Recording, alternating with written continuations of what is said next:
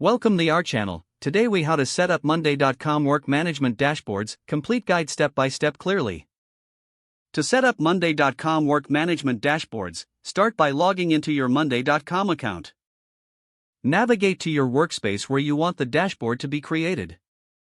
Click on the dashboard section located in the left-hand sidebar. Select that Add Dashboard button to begin creating your new dashboard. Name your dashboard by entering a descriptive title in the provided field. Choose the layout that best suits your needs, whether it's a simple grid or a more complex setup. After creating the dashboard, you'll see an empty canvas ready for customization.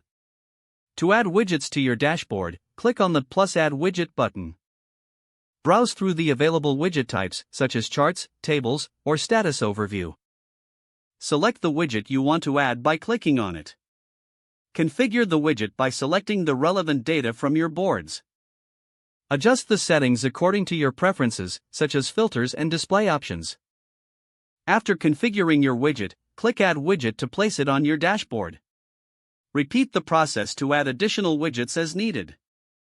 To rearrange the widgets, simply drag and drop them to your desired location.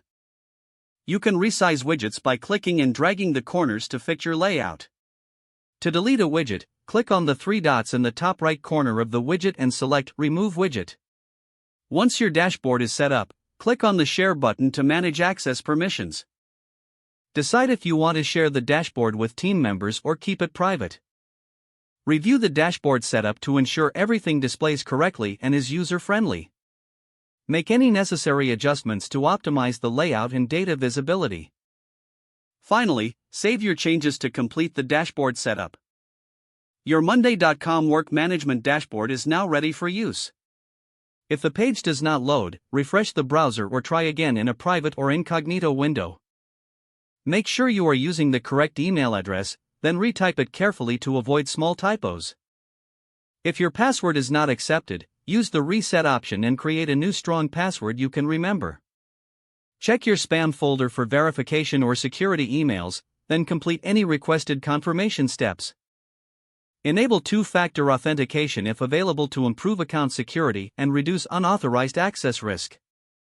After signing in, review your profile details so your contact information and settings are accurate and current. Don't forget to like this video and subscribe to our channel for more step-by-step tech guides.